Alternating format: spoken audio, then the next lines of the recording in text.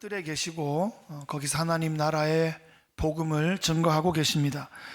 제자들은 말씀을 듣는 틈틈이 예수님 어깨 너머 뒤편에 있는 성전을 힐끔힐끔 보면서 그 위용에 감탄하고 있습니다. 잠시 쉬는 시간에 한 제자가 예수님께 말합니다. 주님, 정말 대단하지 않습니까?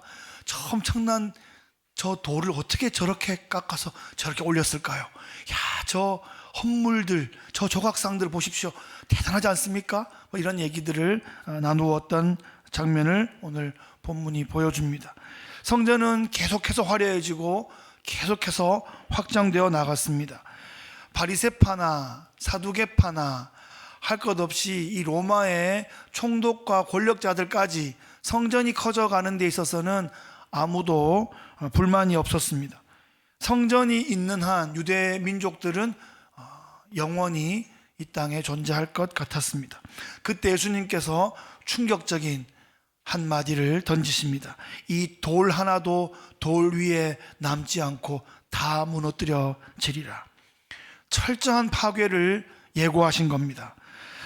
당시의 사람들은 다른 건 몰라도 이 성전만큼은 무너지지 않을 거다, 어쩌면 영원할 거다, 그런 확신, 그런 상상을 갖고 있었습니다.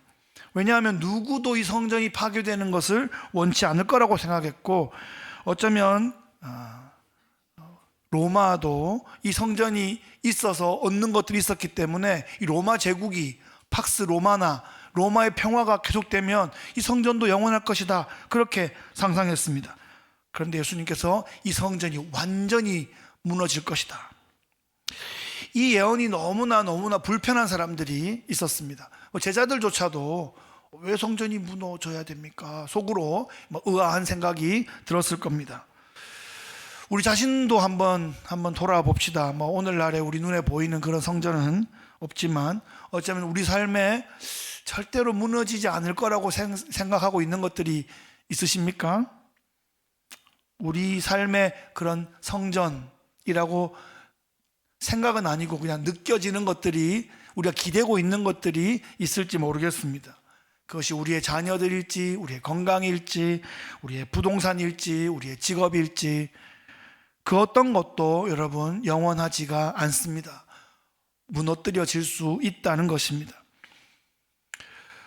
성경은 제국의 역사 위에 쓰여져 있는데, 오늘날 우리가 살아가는 이 시대는 미국이 가장 큰 힘을 가진 강대국입니다. 우리가 거기 또 시작된 지점, 이 뉴잉글랜드 지역에 살고 있습니다. 우리가 사는 미국은 영원할까요? 이 미국이 전 세계에 퍼뜨리고 있는 그런 정치 제도, 경제 제도는 영원할까요? 이 땅에는 영원한 것이 없습니다. 그래서 우리가 유한한 것과 영원한 것을 분별할 줄 아는 그런 지혜가 우리에게 필요합니다. 예루살렘 성전 결국 무너졌습니다. AD 70년에 성전 권력자들이 그토록 의지하고 있던 로마 권력에 의해서 무너졌습니다. 티투스 장군이 이끄는 그 군대가 들어와서 예루살렘을 다 불태우고 성전도 불태워버렸습니다. 그런데 그 성전의 그 귀한 그릇들, 또 헌물들, 금으로 만든 게 얼마나 많았는데요. 그것들이 불에 녹으면서 돌 사이로 막 스며든 거예요. 그래서 그 금을, 돌 사이에 든 금을 캐겠다고 돌을 다 분리한 겁니다. 그래서 문자 그대로 돌 하나도 돌 위에 붙어 있지 않고 두 개 붙은 돌이 없도록 다 떨어진 것입니다. 혹시 또 돌 안에 스며들었나 싶어서 돌도 깨고, 그래서 지금 예루살렘 성전 지역에 가면 통곡의 벽이라고 있는데, 그 말이 벽으로 돼 있어서 그런데 벽이 아니고 서쪽 땅 속에 있던 기초가 지금 조금 남아 있는 거고, 땅 위에 있던 것은 아주 가루가 되어 버렸습니다. 그런데 이 돌로 만든 성전은 무너졌지만 하나님의 말씀은 무너지지 않았다 하는 것이죠. 이게 중요합니다. 어쩌면 하나님의 말씀이 영원한 것임을 확인해 주시기 위해서 돌로 만든 성전을 하나님의 주권과 섭리 가운데 무너뜨리신 것입니다. 이 기독교 신앙은 성전 건물 중심의 신앙이 아니라 말씀이 중심입니다. 지금도 뭐 유럽에 여행 가보면 전부 다 교회당 큰 그런 건물 아닙니까? 아무것도 모를 때 친구랑 둘이서 유럽 배낭여행을 가가지고 뭐 보이면 야 서봐 사진 찍고, 둘이 가가지고 맨날 야 이거 서봐 사진 찍고, 나중에 갔더니 여기가 프랑스인지 여기가 벨기에인지 여기가 어딘지 하여튼 교회 건물이라고 보인가 봐 다 사진을 찍어놨더니, 하여튼 그 사진도 지금 다 없어졌습니다만은, 하여튼 그 돌만 남아있고, 믿음은, 사람은 어디 갔는지 역사가, 성경이 보여줘도 역사를 통해서도 못 배우는 게 우리의 모습입니다. 예수님이 성전입니다. 예수님이 내가 성전이다 말씀하시고, 이 성전이 허물어지면 사흘 만에 부활할 것이다 라고 자신의 육체된 성전에 대한 예고를 미리 하셨죠. 죽으시고 부활하신 예수 그리스도, 그분이 우리의 주님이시고 그분이 복음입니다. 예수님이야말로 진정한 성전이십니다. 그래서 성령 충만하신 예수님께서 성전 그 자체이셨고, 예수 믿고 성령을 마음에 모시고 있는 성도 한 사람 한 사람이 성전이고, 또 그 성전된 성도들이 모인 이 공동체가 성전 공동체인 것입니다. 우리는 건물을 섬기는 사람들이 아닙니다. 그 안에서 역사하시는 성령님을 사모하는 하늘 백성임을 여러분 믿으시고 기뻐하시기를 축복합니다. 예수님께서 오늘 본문 가운데 경고하고 계신데 뭘 경고하시냐? 미혹을 받지 않도록 주의하라, 이렇게 말씀하십니다. 지금도 이 미혹의 영은 활발하게 움직이고 있습니다. 에덴 동산에서부터 시작해서 모든 인류에 오고 오는 사람들로 하여금 하나님을 대적하게 만들고, 서로를 오해하게 만들고, 오판하게 하고, 실수하게 하고, 실족하게 하며 끊임없이 계속하여 그런 작전을 사탄은 계속하여 펼쳐나가고 있습니다. 미혹 중에 오늘 본문이 깔고 있는 가장 중요하게 우리에게 던지는 그 미혹은, 강단이 미혹의 영에 빠지지 않아야 한다라는 것을 오늘 본문이 던져주고 있습니다. 강단이 미혹되면 바른 복음이 선포되지 않고 복음이 오용되고 복음이 왜곡되고 오염될 수 있다는 것입니다. 그런 강단의 영향을 계속 받게 되면 당장은 뭐 버틸지 몰라도 이것이 오래되면 체질이 점점 변화되어 좋지 않게 된다는 겁니다. 우리 교회는 PCA 미국 장로교회에 속해 있습니다. 이 PCA 교단은 설교자에게 십자가의 복음을 증거하고 그리스도를 선포하고 하나님 나라를 증거하는 데에 모든 것에 진력하도록 매우 강조를 하며 강권하고 있습니다. 그래서 목회자는 성경에 근거하여 설교하고 또 복음주의적 개혁주의에 바탕을 두고 말씀을 나눕니다. 그리스도 외에 다른 구원의 길은 없다라는 것을 확인하고 확신하며 증거하고 있습니다. 우리 교단은 종교 다원주의와 종교 혼합주의를 거절하고 연합하지 않습니다. 오늘 본문에 내가 메시아다라고 말하는 사람들이 늘어날 거다라고 말씀하셨는데, 그것은 뭐 역사 가운데 계속 있었는데 또 특히나 지난 세기에 한국 민족 가운데 많았습니다. 뭐 우리가 뭐 통일교회 문선명이나 신천지, 뭐 이만이나 뭐 JMS 정명석이나 뭐 그런 데에 빠지지 않는 정도면 우리가 예수님을 바르게 믿는다라고 말할 수 있을까? 우리는 그 수준 위에서 이제 시작을 해야 되겠죠. 우리가 예수님이 주님이시다라고 말씀은 그렇게 듣고 그렇게 알고 그렇게 얘기도 하면서, 사실 그 예수님이 구약에서 예언하시고 신약에서 성취하신 그 성경대로의 메시아를 우리가 믿고 있는가라는 것은 끊임없이 우리가 물어봐야 됩니다. 자기가 믿고 싶은 대로 믿으려면은 사실은 자기 이름을 단 어떤 이 간판을 내걸고 교주가 되면 되는데, 그렇게 안 하고 교회 안에 남아서 왜곡된 메시아, 또 그런 복음을 가르치는 이단 교주 같은 양복 입은 무당 같은 목사들이 많다는 것입니다. 이 시대가 그럴 거다라고 예고하시고 실제로 많이 그렇습니다. 미국의 1920년대 이후에 그 잘 나갔던 그 비평주의 또 자유주의 신학을 공부한 많은 목사들이 그런 소리를 합니다. 그래서 성도들이 많이 헷갈리기 시작합니다. 세계교회협의회 WCC, 아주 좋은 이름 같은데 온갖 잡동사니가 다 모여 있습니다. 위험합니다. 최근에 우리가 워낙 한 10여 년, 20년 동안 WCC를 하도 이렇게 막 경고하고 했더니 WEA라는 그룹이 또 이렇게 부각이 되고 있는데, WCC보다 조금 더 나은 것 같지만 이것도 보수주의와 자유주의, 여러분 이걸 용어 설명을 잘 해야 되는데, 이 자유주의 그러면 우리 자유시장 경제와 자유주의는 좋은 건데, 신학적 자유주의는 성경을 자기 자유롭게 해석하겠다는 겁니다. 그러니까 신학적 자유주의는 안 좋은 거예요.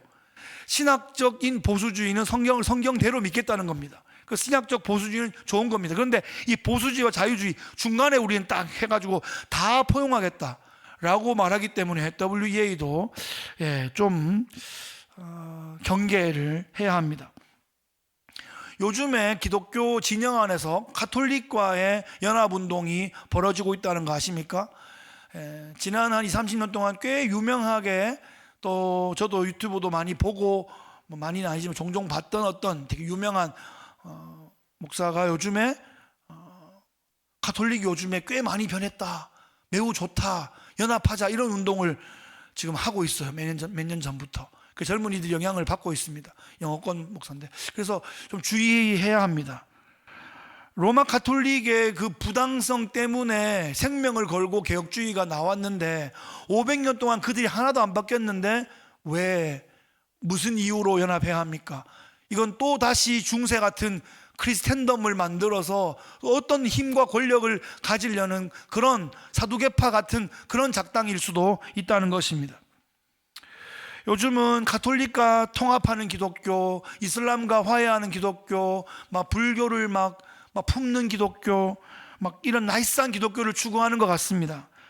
하지만 여러분, 복음은 진리이고 진리는 배타적입니다. 배타적이라는 말이 매우 부담스럽게 느껴지는 그런 용어이긴 한데, 여러분, 우리가 이걸 잘 생각해야 되는 게, 인생 자체가 뭔가 배타적인 그런 성격을 가질 수 있습니다. 그런 걸 말하는 게 아니에요. 배타적인 진리를 갖는 것과 성격이 배타적인 것은 전혀 다른 얘기입니다. 또 다른 얘기를 하나 해보자면, 말하자면 성격이 좀 포용적인 태도를 갖는 것과 아무 진리나 다 포용하는 것은 다른 겁니다. 이해가 되십니까? 그러니까 말하자면 아무 진리나 다 포용하는 거라면 아무나 아내로 삼고 아무 집에나 막 들어가는 것과 비슷한 그런 느낌이라고 할 수 있습니다. 전혀 다른 이야기입니다. 말하자면 좀 더 우리가 변증적으로 좀 디펜스 해보자면, 모든 것을 포용하라는 사람은 그 모든 것을 포용하는 것이 진리라고 주장하는 사람들이죠. 그렇다면 자기는 자기 논리에 따라서 진리는 배타적이다라고 주장하는 사람의 주장은 포용하지 않는 거 아닙니까? 그러니까 그 자체로 뭔가 이게 말장난을 하고 있는 겁니다. 아시겠어요? 특별히 이걸 많이 하는 데가 이제 이슬람, 공산주의, 이단들, 이런 사람들이 교묘한 말장난을 하고 있기 때문에 우리가 미혹에 빠지지 않아야 합니다. 제가 지난 주중에 이제 인터넷으로 좀 서치를 해보면서 미국 안의 종교 분포를 한번 찾아봤는데, 커네티컷에 사는 사람들 2023년 기준으로 내가 크리스찬이다라고 체크하는 사람이 57%입니다. 많다고 느껴지십니까? 미국 전체를 보면 한 45에서 62% 좀 왔다 갔다 하는데 57% 꽤 많네라고 생각했는데, 그 중에 35%가 가톨릭이고 기타 등등을 빼고 나면 복음주의적 개혁주의, 성경을 성경대로 믿는 그 디나미네이션에 있는 사람들은 6%밖에 안 되더라는 겁니다. 그러니까 성경을 성경대로 믿는 사람들은 여전히 소수이다라는 거예요. 다수가 세상을 바꾸는 게 아닙니다. 다수가 되어야 세상을 바꾸는 것도 아닙니다. 하나님 손에 붙잡힌 소수를 통해서 하나님은 일하셨고 지금도 일하신다는 것을 믿으시기를 바랍니다. 예수님이 또 말씀하시며 오늘은 난리와 소요의 소문이 있을 것이다. 오늘 본문에 쭉 길게 나왔는데 그런 난리와 소요의 소문을 들을 때에 두려워하지 말라 이렇게 말씀하십니다. 뉴스를 보면 두려움이 막 느껴지죠. 야, 이 정치는 이래가 망할 것 같고, 그래서 경제도 무너질 것 같고, 야, 이래서 문화도 맛이 갔고, 치안은 끝났고, 이제 막 하여튼 하루 일주일간에 얼마나 많은 뉴스가 있을 텐데 그 중에 이렇게 픽을 해가지고 어떤 내러티브를 만들어서 미디어가 전할 텐데, 하여튼 그거 듣고 있으면 되게 막 두려운 마음이 막 듭니다. 그런데 우리가 믿는 것은 하나님께서 이 모든 것을 다 알고 계신다 하는 거고, 그 인간이 그 중에서 두려워할 만한 것들을 픽해가지고 들려주는 그 얘기가 우리 인생의 내러티브로 확 들어오면 안 된다는 것입니다. 성경 내러티브를 우리가 믿어야 합니다. 구원의 이야기, 이 세상에 죄들은 깔려 있어요. 계속 사탄의 미혹은 있을 거예요. 그거 몇 개 뽑아가지고 얘기한다고 막 끝난 것처럼 얘기하면 안 되고, 그보다 훨씬 더 큰 이야기는 주님이 구원하셨고 주님이 장차 완성시킬 것이다 하는 얘기가 훨씬 더 중요하고 큰 이야기임을 믿으시기를 바랍니다. 오늘 본문 12절 이하의 사건들은 예수님께서 이 제자들이 사도행전에서 겪을 이야기들을 미리 예고하신 이야기들입니다. 어떤 제자들이 산헤드린 공회 앞에 서게 될 것입니다. 그 똑똑한 사두개인들과 엘리트 바리새인들 앞에서 보통 그 시골 출신들인 제자들이 서게 될 것입니다. 법정에 서 보셨습니까? 제대로 된, 저도 법정에 2번 가봤습니다만, 유학생 때 스피드 티켓 받아가지고 어떻게 좀 깎아줄까 싶어서 갔더니 안 깎아주더라고요. 하여튼 어떤 정말 중요한 법적인 상황 때문에 여기 서 있으면 이게 막 주눅 들고 쫄리겠다 이런 생각이 좀 들었어요. 근데 제자들이 그런 법정에 서가지고 거침없이 성령의 주신 감동에 따라 나는 예수 그리스도를 믿지 않을 수 없노라, 그분이 주님이심을 담대히 외치고 말이죠. 너무 멋있었습니다. 그러다가 어떤 제자는 순교를 하기도 하고 기적적으로 탈옥을 하기도 하고 고난을 당하기도 하고 그런 이야기들이 사도행전에 기록됩니다. 그런데 결국에는 이 복음이 예루살렘을 넘어 온 유대와 사마리아와 로마에까지 증거되는 것을 사도행전 역사 가운데 제자들이 당대에 그것을 보지 않습니까? 이 복음은 제자들의 고난과 함께 퍼져나갔습니다. 가룟 유다의 자리를 대신한 마띠아까지 포함해서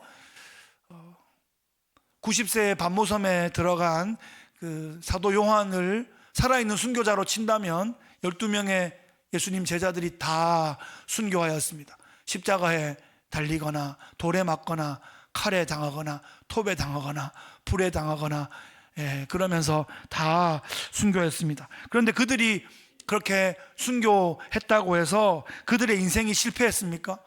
복음이 실패했습니까? 그렇지 않다는 것입니다. 교회가 세워지지 않았습니까? 오늘날 우리에게까지 복음이 전해지지 않았습니까?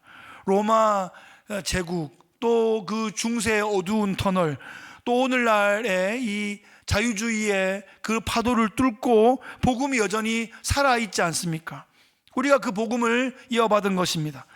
그러니까 사도들의 삶은 결코 실패한 삶이 아닙니다. 여러분 생각해 보세요. 사도들을 핍박한 사람들과 그들에게 핍박받은 사도들이 지금 어디에 있을까?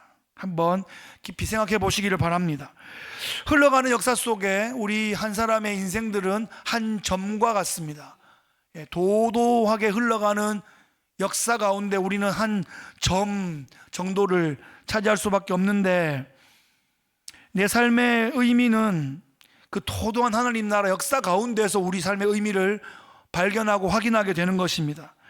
우리 그 점밖에 안 되는 그 점에 집중하는 인생을 사시겠습니까? 흐름에 동참하는 인생을 사시겠습니까? 예수님 제자들은 영원한 하나님의 나라를 품었기 때문에 가장 영광스러운 인생을 살았던 것입니다. 일상의 고난도 경험하고 또 순교의 자리까지 나갔지만 그들은 정말 그래서 그들의 영혼이 더 순결하게 보존되었고 천국에서 별과 같이 빛나는 영광을 지금도 누리고 있고 오늘날 믿음의 후배들인 우리들의 신앙의 경주를 격려하고 응원하고 있다는 사실입니다. 여러분, 이 땅에서 조금 더 먹고 더 먹으면 안 되죠. 조금 더 잘 먹고 조금 더 편하게 앉아 있고 그것이 우리의 목적이면 어느 정도 더 잘 먹겠습니까? 얼마나 더 편하실래요? 여러분, 교회에 나와 있는 게 은혜인 줄 믿으시기를 바랍니다. 함께 공동체로 예배하는 것이 은혜인 줄로 믿으시기를 바랍니다. 여러분, 연말이 또 되어 갑니다. 우리 한 해를 돌아보고 또 한 해를 준비할 텐데 혹시 함께 우리 우리 교회를 위해서 사역하시겠습니까? 라고 사역의 부탁이 있으면 기뻐하시기를 바랍니다. 내가 아직 쓸모가 있구나. 내가 살아있네. 이렇게 생각하셔야지 편하려고 하면 그게 편한 게 아닙니다. 쓰임 받는 게 기쁨입니다. 최대한 가만히 있는 게 아니라 최대한 쓰임 받는 것을 여러분 삶의 목표로 두시기를 바랍니다. 하나님은 그렇게 교회를 보호하고 양육하고 훈련시켜서 점점 당신의 멋진 자녀들로 점점 더 아름다운 신부로 우리를 빚어가고 계시는 것입니다. 내가 하나님 붙잡고 있는 것 같은데 사실은 하나님께서 당신의 자녀들을 붙잡으시고 계속하여 부르시고 계속하여 양육하고 계십니다. 내가 이것도 하고 저것도 봉사한 것 같은데 주님께서 나를 붙잡아 사용해 주신 것입니다. 여러분, 쓰임 받는 것이 영광인 줄로 믿으시기를 바랍니다. 뉴잉글랜드 지역 여기 2차 대각성 운동을 주도했던 조지 휘필드가 했던 유명한 말이 있습니다. 여러분 다 들어보셨을 말인데 조지 휘필드가 했다는 것을 기억해 주시기를 바라고, 나는 녹슬어 없어지기보다 닳아서 없어지겠다. 녹슨 망치가 아니라 따른 망치가 되겠다. 이렇게 말했습니다. 한번 이 땅에 부름받고 하나님 나라에 초청받은 인생들은 녹쓰는 인생이 아니라 때리고 때려서 반짝반짝 달아져서 끝까지 그렇게 빛나게 쓰임 받으시는 인생들 되시기를 축복합니다. 19절 말씀 우리 함께 한번 읽어보겠습니다. 19절 시작. 너희의 인내로 너희 영혼을 얻으리라. 아멘. 이 구절의 말씀은 개혁주의의 견인의 교리를 가장 잘 드러내는 레퍼런스 구절입니다. 견인이 뭡니까? 차 끌어가는 게 견인이 아니고 견고할 굳을 견에 참을 인, 그래서 굳게 인내한다 이런 뜻입니다. 그런데 이것은 내가 막 빡세게 견딘다 이런 뜻이 아니라 사실은 이것은 성령께서 우리에게 견딜 수 있는 힘을 주셔서 성령께서 붙들어 주신다라는 뜻입니다. 사실 겉으로는 내가 견디는 것 같은데 견고하게 인내하는 건데 사실은 그 이면에는 성령께서 인내하시며 우리를 붙잡아 주시는 겁니다. 예수 믿고 거듭나 구원받은 성도들을 붙잡으셔서 고난 중에도 보호하시고 영광으로 인도하시는 것이 이 땅 가운데 보내주신 그 성령의 사역입니다.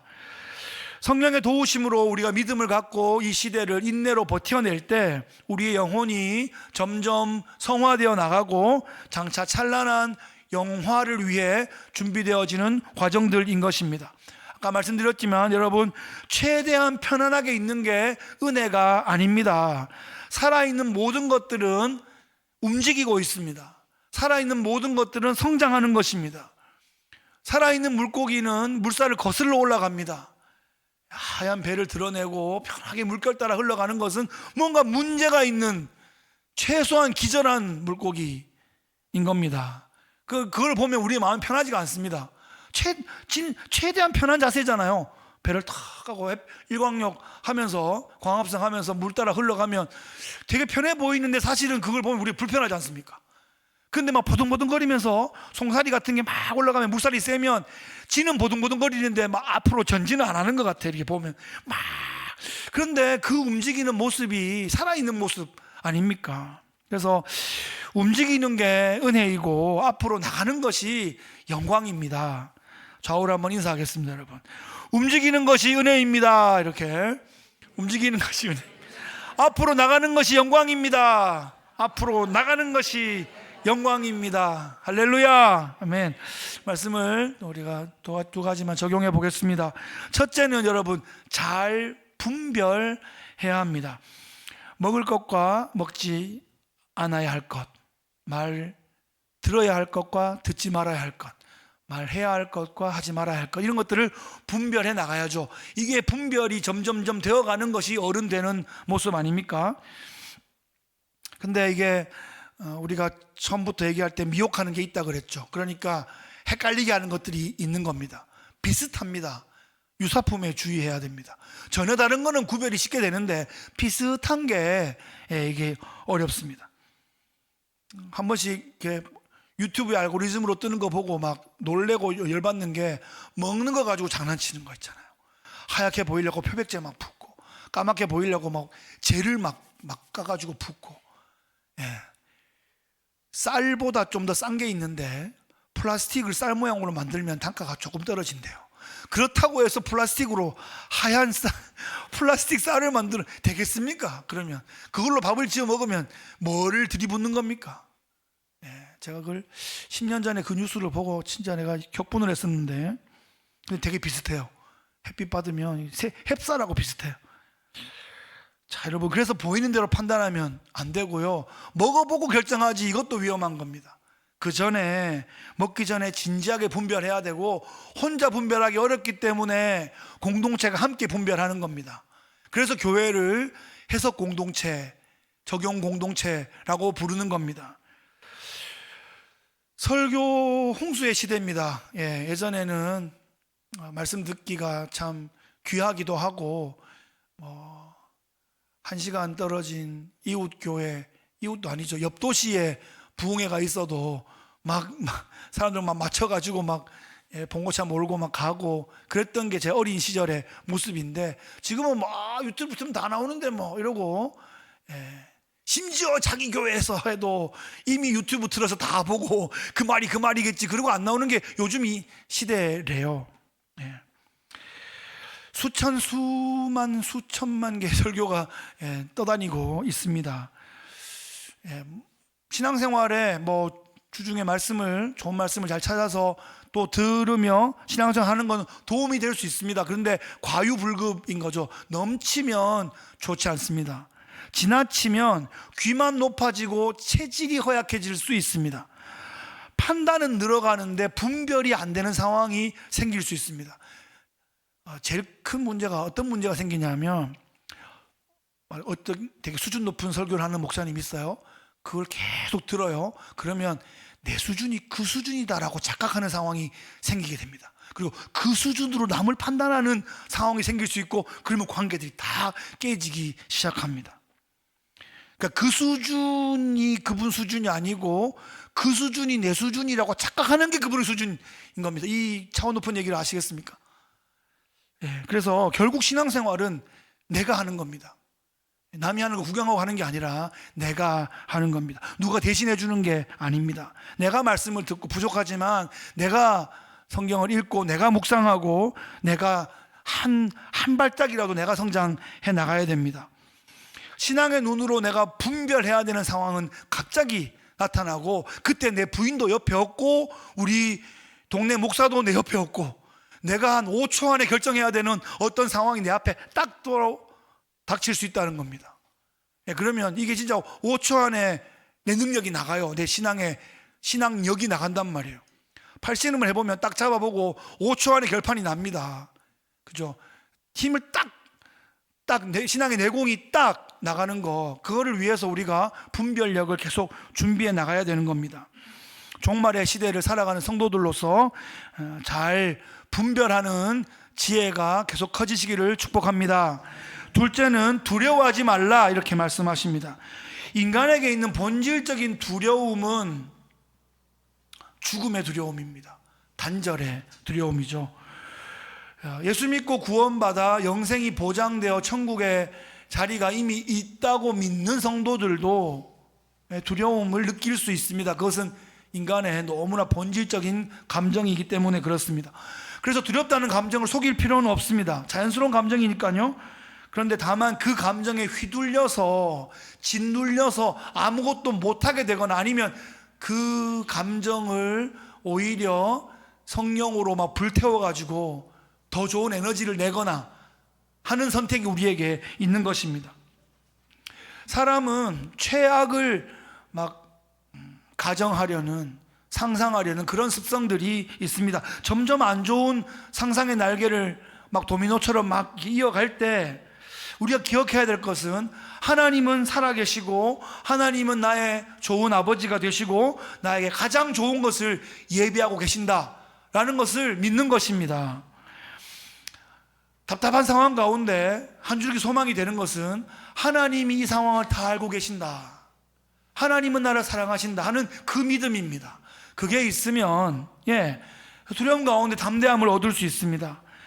하나님은 하나님의 시나리오가 있으시고요, 사실 우리도 모르는 사이에 그 시나리오를 받은 거고 우리가 그 하나님 나라의 역할들을 해내고 있는 것입니다. 우리가 받은 시나리오는 실패하고 망하는 시나리오가 아니라는 것입니다. 고난이 중간중간에 있습니다. 그게 없으면 드라마가 재미없으니까요.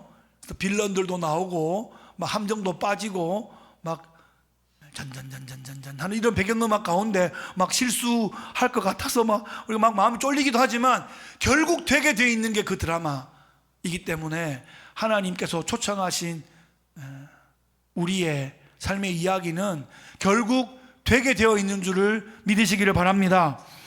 말씀을 마무리하겠습니다. 오늘 예수님은 성전 뜰에서 그 성전을 바라보며 종말을 얘기하는 기회를 갖고 계십니다.